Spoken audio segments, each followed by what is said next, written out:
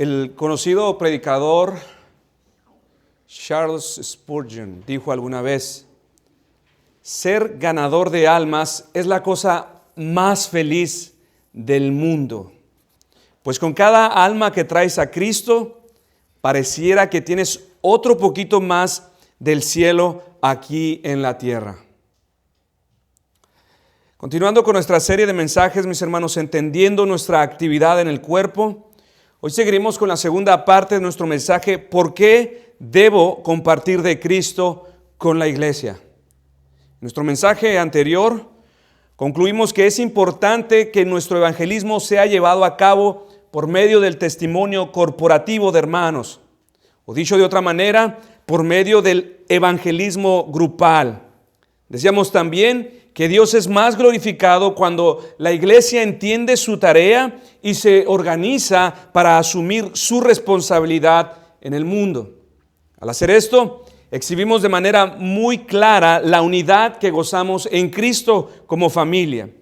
Y reconocimos también que es solo sobre la base de una iglesia unida donde Dios ha prometido derramar su bendición y enviar vida eterna. Y por último, entregamos una advertencia que consideramos que hacer caso omiso a esto o enfocarnos en cosas de menos valor nos privará de experimentar el verdadero gozo que viene a causa de ser utilizados por Dios al traer uno más a los pies de Cristo.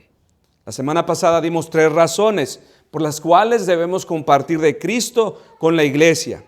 Hoy quiero entregarles algunas otras más. Así que la cuarta razón es porque la verdad de Dios es edificada y sostenida por la iglesia.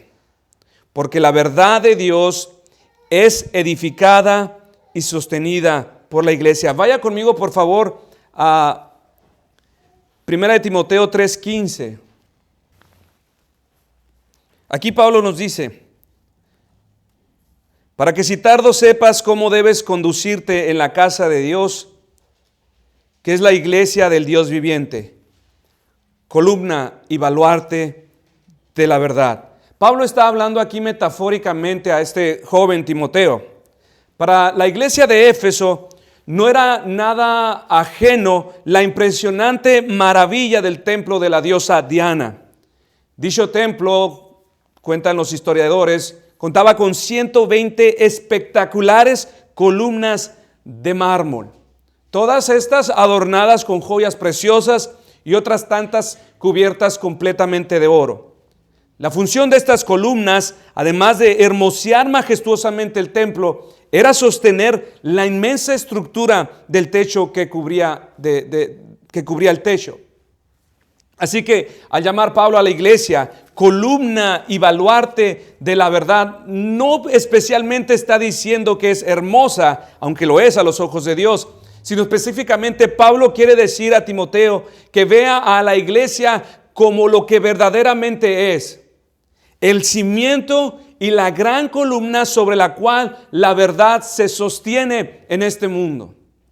Esto es lo que Pablo quería que su joven colaborador entendiera.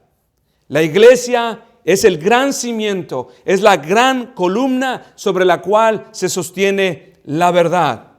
Mis hermanos, esta es la misión de la iglesia en el mundo, su razón de existir. La solemne responsabilidad de la iglesia es sostener, defender de manera sólida, firme e inquebrantable la verdad de la palabra de Dios. Por esto existimos. Por eso Dios te ha llamado a formar parte de su iglesia. Tú formas parte importante en el sostenimiento de la verdad.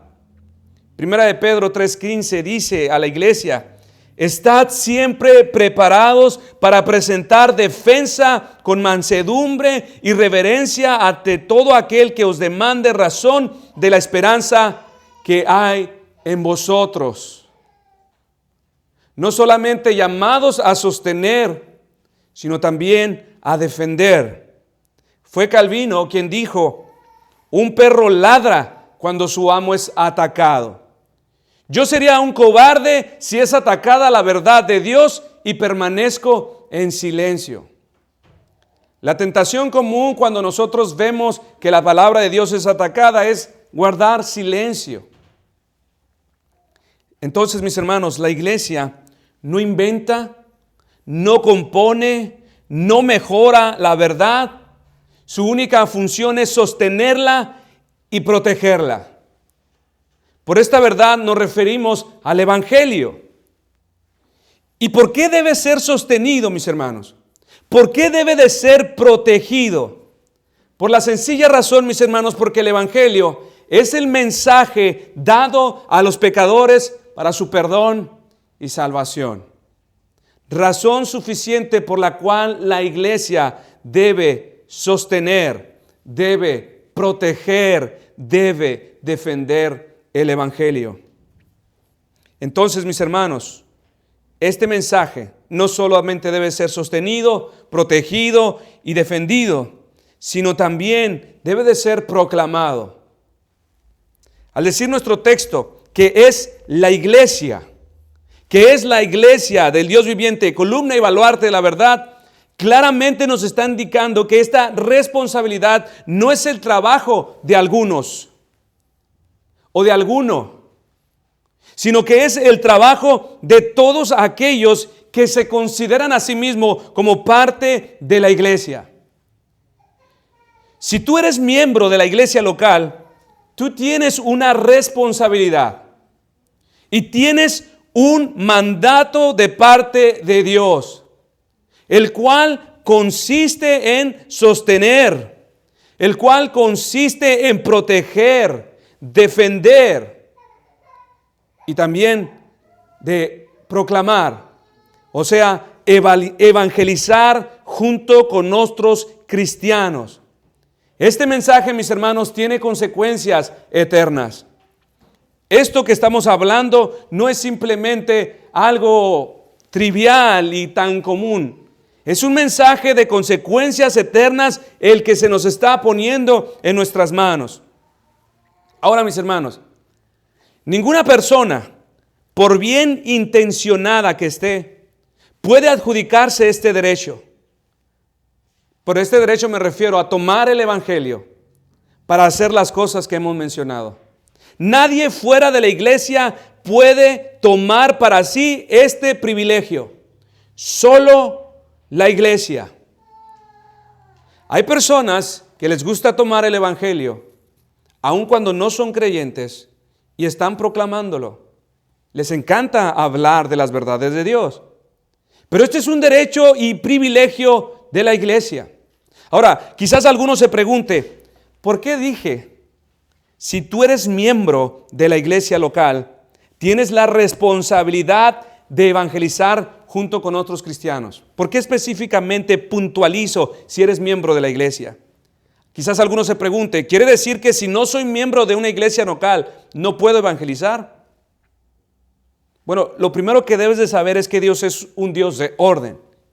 Y así como los gobiernos y el Estado son quienes autorizan, facultan, califican a sus ciudadanos, asimismo la iglesia es otra institución gubernamental establecida por Dios aquí en la tierra. ¿Para qué? Para ejercer de manera especial su gobierno sobre los ciudadanos del reino. Estos son los miembros de la iglesia. Le daré un ejemplo de lo que estoy tratando de decir. El Señor solo tiene una organización autorizada en la tierra. Y esta organización es la única que puede nombrar a sus pastores, puede nombrar a sus diáconos, confirmar a sus miembros y oficiar las santas ordenanzas. Y según nuestro punto en cuestión, la única que puede autorizar y enviar a los hombres a la obra evangelística alrededor del mundo o aún a la esquina de tu casa. En Hechos 13:2 vemos que el Espíritu Santo da instrucciones específicas a una iglesia local, a una iglesia reunida, conformada por un cuerpo de hermanos, y da instrucciones específicas con respecto a 2 hombres. El Espíritu Santo dijo a la iglesia de aquel entonces: apartadme a Bernabé y a Saulo para la obra que los he llamado. Él hablaba de la obra misionera que estos harían en la iglesia de Antioquía. Y mis hermanos, esto es muy interesante. ¿Por qué? Pablo, siendo el gran apóstol, fue facultado y enviado a la obra evangelística o misionera. ¿Por medio de quién?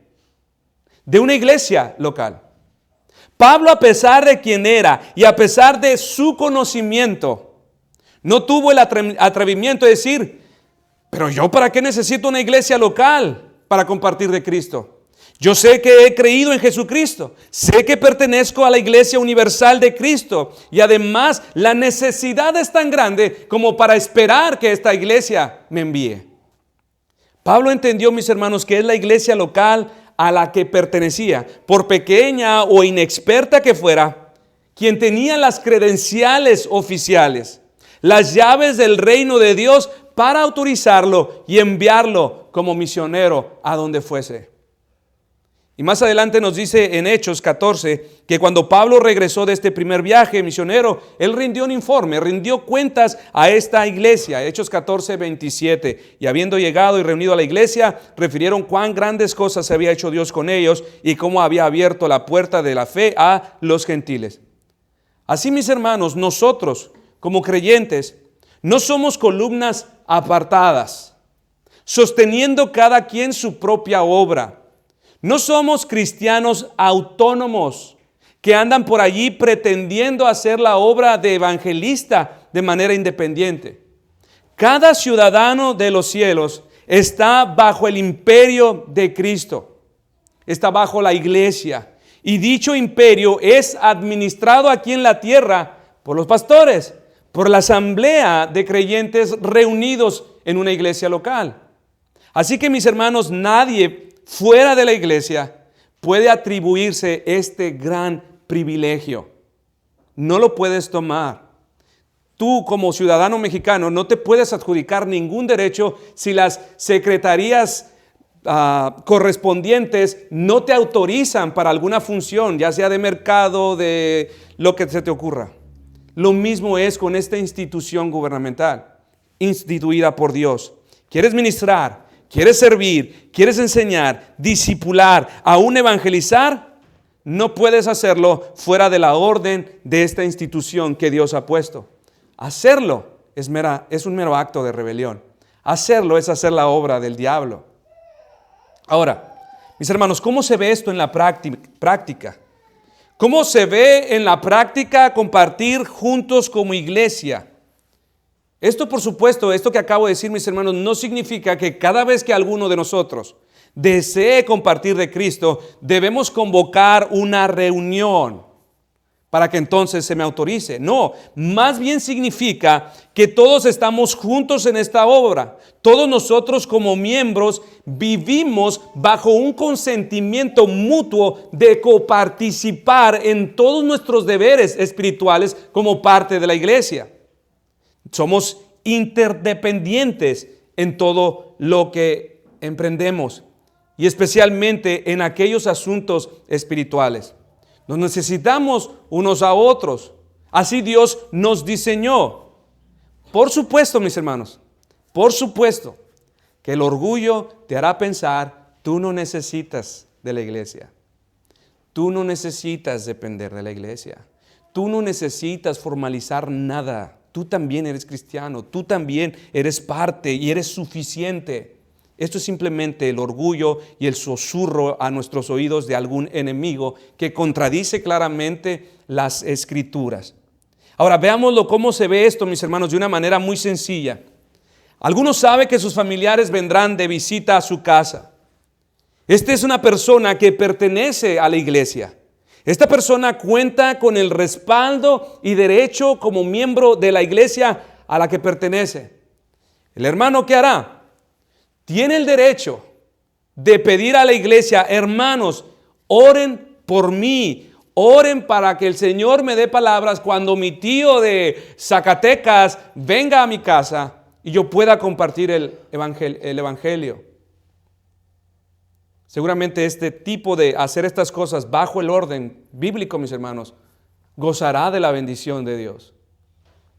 Hermanos, ayúdenme a orar por mi papá, que el Señor prepare su corazón para recibir el evangelio. Es su derecho como miembro de la iglesia. Hermana, hermano, ¿podría acompañarme a visitar a mi tía, a un pariente que está enfermo? Deseo compartirle el evangelio y usted ora por mí mientras yo estoy hablando con él o con ella. Es su derecho, mis hermanos. En esta labor estamos juntos. Todos somos columnas, sosteniendo una misma verdad. Y es especialmente, mis hermanos, en esta solemne labor de alcance donde la iglesia debe de estar más unida que nunca. Dijo el predicador nuevamente, Charles Spurgeon, si hay un lugar donde la iglesia debería mantener su fervor al rojo vivo, si hay algo en lo cual no podemos tolerar tibieza, es en enviar el mensaje del evangelio a un mundo que está pereciendo. Si hay en una cosa, mis hermanos, que la iglesia debe de estar completamente de acuerdo, es en esto: compartir el evangelio. Pero a veces estamos más de acuerdo en hacer un pozole que en compartir el evangelio. Por lo tanto, mis hermanos, como iglesia tenemos la suprema responsabilidad, el supremo llamado de sostener y proteger la única verdad que puede traer salvación a un mundo que perece. Si la iglesia, si tú en lo personal como miembro de la iglesia local, ¿eres negligente con esta responsabilidad? Créeme, no hay otra persona, no hay otra institución facultada por Dios para defender, para representar la verdad en el mundo, como Dios ha calificado a la iglesia para hacerlo. Una quinta razón por la que debemos compartir de Cristo juntos como iglesia no es solamente porque somos columna y baluarte de la verdad, sino también porque como iglesia hemos sido autorizados para entregar al mundo la revelación especial de Dios. Repito, porque como iglesia hemos sido autorizados para entregar al mundo la revelación especial de Dios. Vaya conmigo, por favor, a 1 de Pedro 2:9. En sus Biblias, 1 de Pedro 2:9.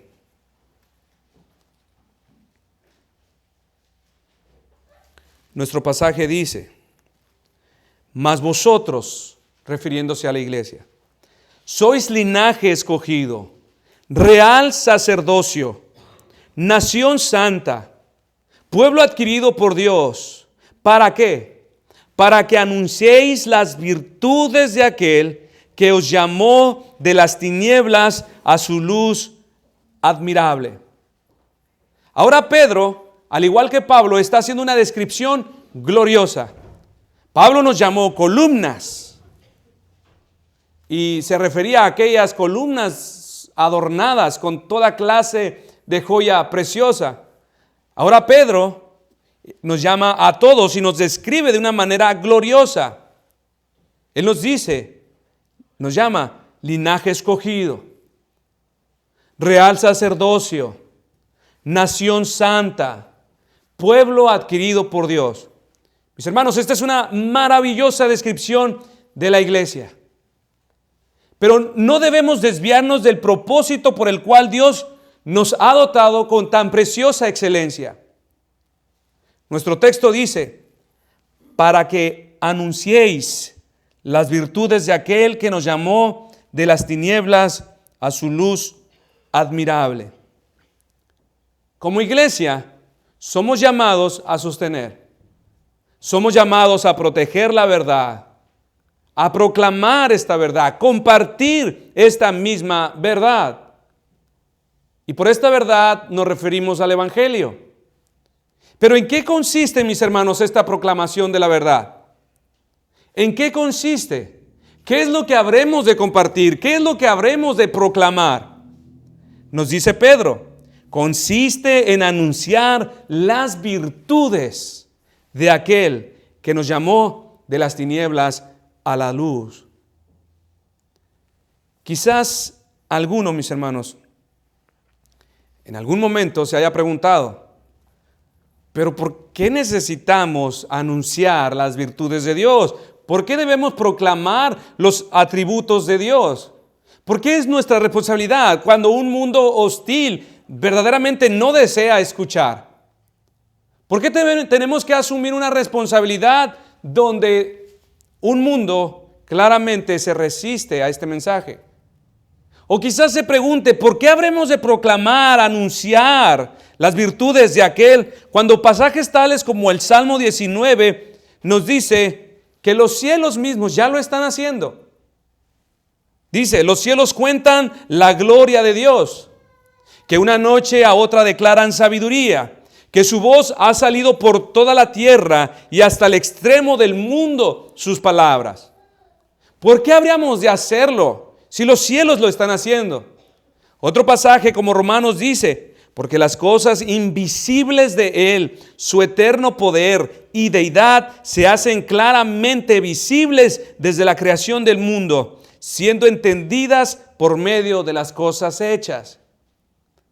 ¿Por qué debemos compartir de Cristo si la misma creación está proclamando, anunciando sus atributos? Según estos textos, nos dicen que la creación desde los siglos está anunciando las virtudes de Dios. Y esto, mis hermanos, es muy cierto. El puritano Stephen Charnock hizo una lista de 10 atributos de Dios que pueden ser reconocidos por la luz de la creación, o en otras palabras, por la naturaleza misma. Él dijo que entre estos atributos que pueden ser reconocidos por las cosas creadas es el poder de Dios al crear al mundo a partir de la nada. Ahí tenemos ya una virtud que la misma creación anuncia. La sabiduría de Dios en el orden, variedad y belleza de la creación. La bondad de Dios en la provisión que Dios da a cada una de sus criaturas.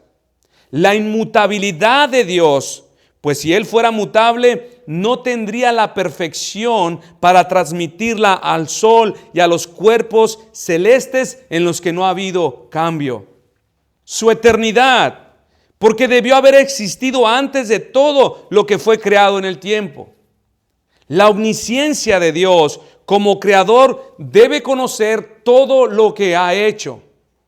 La soberanía de Dios en la obediencia de sus criaturas que le rinden guardando sus distintas órdenes y moviéndose dentro de las esferas en las que Él mismo las ha puesto.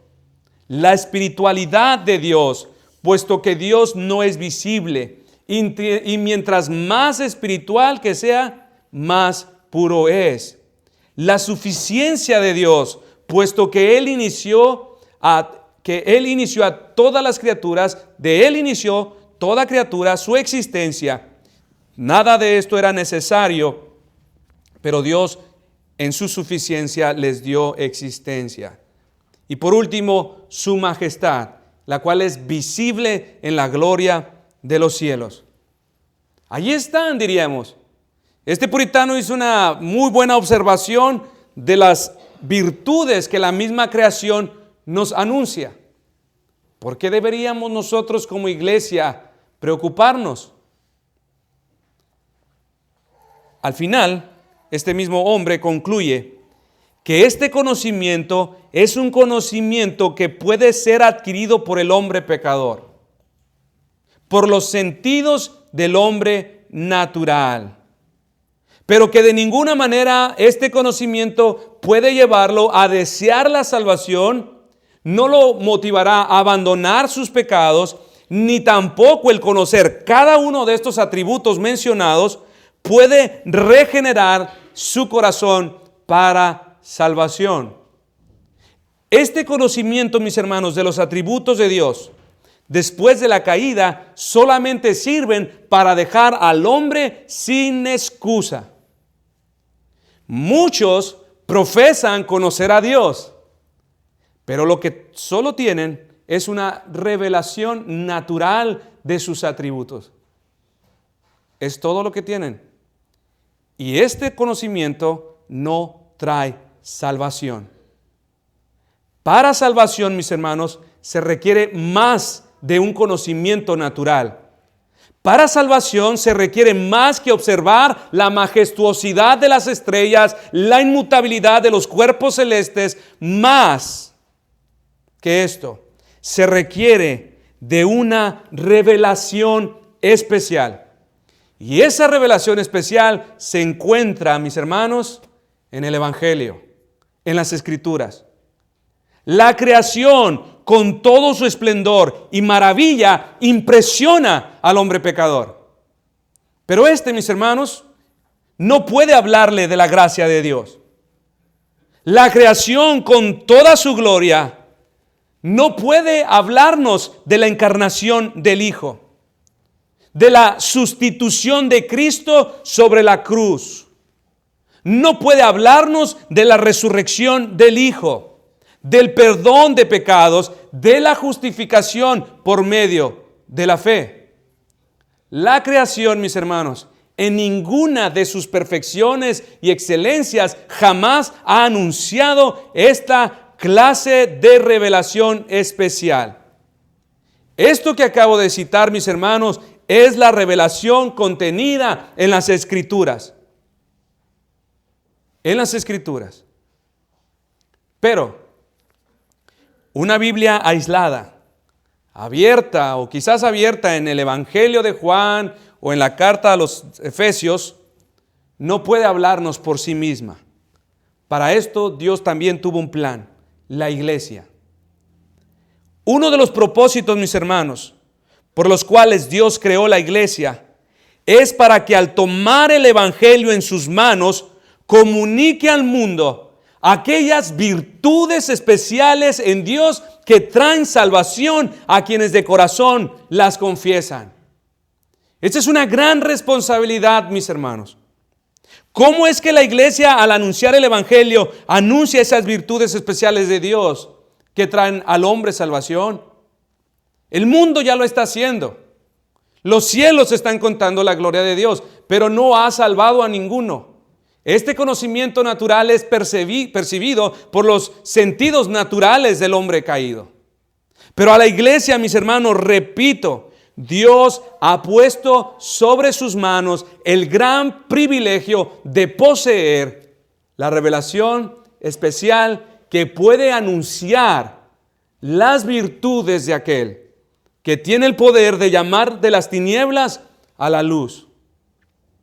¿Cómo es, mis hermanos, que la iglesia, al anunciar el Evangelio, anuncia estas virtudes especiales de Dios que pueden traer al hombre salvación? Permítame decir esto mismo o responder a esta pregunta de la siguiente manera. Cuando nosotros como iglesia hablamos de la encarnación de Cristo, comunicamos al mundo de la gracia, misericordia y gran amor de nuestro Dios, que estuvo dispuesto a hacerse como uno de nosotros. Cuando hablamos de su encarnación, cuando predicamos de las glorias y prodigiosas obras de Cristo como Dios en los días de su carne, anunciamos que el reino de Dios se ha acercado. Y tal y como dijo el Señor Jesús, arrepentíos y creed en el Evangelio. Cuando hablamos de la muerte de Cristo sobre la cruz, informamos al mundo de la justicia, perfección y santidad de Dios, que de ninguna manera tiene por inocente al culpable. Cuando hablamos de su resurrección, publicamos al mundo en quien deben poner su fe. Estas cosas, mis hermanos, y muchas más, son claramente anunciadas cuando predicamos el Evangelio. Si anunciamos a Cristo y a este crucificado, automáticamente, mis hermanos, estamos comunicando las excelencias salvíficas de Dios, las virtudes gloriosas del Dios que llaman de las tinieblas a la luz. Dice Colosenses 2:9 acerca de Cristo, porque en Él habita corporalmente toda la plenitud de la deidad. Cuando nosotros, mis hermanos, predicamos a Cristo, predicamos su evangelio, estamos anunciando esas virtudes especiales que pueden ser conocidas a través de la proclamación del evangelio. Virtudes, mis hermanos, que no son halladas, que no son anunciadas por la creación misma. El puritano Stephen Charnock dijo en su libro El conocimiento de Dios, escuche bien, Cristo es el escenario donde todos los atributos de Dios actúan su número. Cristo es el escenario donde todas las virtudes de Dios son mostradas. Colosenses dijo, porque en Él habita corporalmente toda la plenitud de la deidad. No dice parte, no dice semejanza, toda la plenitud de la verdad. Así que, mis hermanos, al evangelizar juntos como iglesia, mis hermanos, no es otra cosa más que habérsenos otorgado el gran privilegio de abrir el gran telón ante un público expectante para que contemplen las glorias de Dios. Estas virtudes ocultas de la creación, pero reveladas en su máximo esplendor en Cristo. Cuán grande privilegio, mis hermanos, se te ha otorgado a ti como parte de la iglesia. Ni el sol con toda su fuerza, poder, imponencia puede hacer tal cosa. Ni los mismos ángeles pueden hacer tal cosa, como el privilegio que se le ha dado a cada uno de los que forman parte del cuerpo de Cristo. Es como pararse en un gran escenario, en un gran teatro, mis hermanos, y tomar la cuerda y descubrir el telón para que las verdades, las virtudes de Dios sean exhibidas en su máximo esplendor en Cristo. ¿Y qué tan gloriosa será esta verdad, mis hermanos, del Evangelio? Que Cristo revela a Dios no solamente a los hombres, sino también a los ángeles mismos. Los ángeles tienen su conocimiento también a través de Cristo, quien fue el instrumento de su creación. De hecho, cuando los ángeles vieron a Cristo crucificado en la cruz, abandonado por el Padre, enterrado en la tumba, resucitado de entre los muertos, ascendido al cielo, aprendieron más de Dios y de su naturaleza, de las profundidades de su sabiduría, de los tesoros de su gracia y del poder de su ira, que todas las acciones que Dios hizo en el vasto universo. Cuando los ángeles contemplaron la obra de Cristo sobre la cruz, lo que el Evangelio proclama, los ángeles mismos aprendieron más de Dios que lo que habían ellos contemplado en su estado de gloria y perfección. En los miles de años de su angelical existencia, solo en Cristo todos los atributos de Dios se han manifestado. Solo allí, mis hermanos. Es por esto que 1 Pedro 1:12 dice que los mismos ángeles, quienes viven en otra esfera, en un estado más puro y glorioso, ven atentamente a esta tierra y contemplan con gran maravilla este tesoro del Evangelio que a nosotros nos ha sido confiado. ¿Lo ha leído este pasaje? Dice, a estos se les reveló que no para sí mismos, refiriéndose a los ángeles, sino para nosotros, administraban las cosas que ahora os son anunciadas, por los que os han predicado el Evangelio por el Espíritu Santo enviado del cielo, cosas en las cuales anhelan mirar los ángeles. En conclusión, mis hermanos, estas Son dos razones poderosas por las cuales debemos compartir de Cristo como iglesia. Cuando juntos como iglesia hacemos evangelismo, estamos haciendo una cosa, mis hermanos. No estamos haciendo otra cosa más que traer de detrás del velo a un mundo tiniebla gran luz. La gran revelación que verdaderamente puede salvar. Cuando hacemos evangelismo, estamos tomando nuestra posición otorgada exclusivamente por Dios para su iglesia como columna y baluarte de la verdad para sostener y llevar al mundo dicha revelación que ni la maravilla de la creación, sea en la tierra o sea en los mismos cielos, puede ofrecer. Mis hermanos, es tiempo de que creamos en el poder del evangelio para salvar. Si el evangelio necesitara de algo para ser eficaz, tenga por seguro que Dios se lo hubiese confiado a los poderosos ángeles. Si el evangelio requiriera de algo aparte de sí mismo, no nos lo hubiera confiado a criaturas como nosotros, débiles, pesadas, que se cansan, dependientes de alimento, de agua y de tantas cosas. Vaya a una farmacia y dése cuenta, mis hermanos, lo que el cuerpo humano es dependiente. Infinidad de artículos y medicamentos para toda clase, para cada parte del cuerpo. ¿Por qué es tan dependiente, tan débil? Si el evangelio necesitara de algo, se lo hubiese dado a alguien más calificado que a nosotros, mis hermanos. Pero al ponerlo sobre nuestras manos débiles, es porque este mensaje es suficiente, mis hermanos. Todo lo que necesita es ser proclamado, es ser liberado para que haga su obra. Nuevamente cito a Charles Spurgeon. Él dijo que un león no necesita ser defendido. Todo lo que él necesita es ser liberado. Y él hará su obra. Él hará su obra de destrucción. Asimismo el evangelio, mis hermanos, es poderoso. Todo lo que requiere de nosotros es proclamarlo. Y él hará su obra. A Dios sea la gloria, mis hermanos.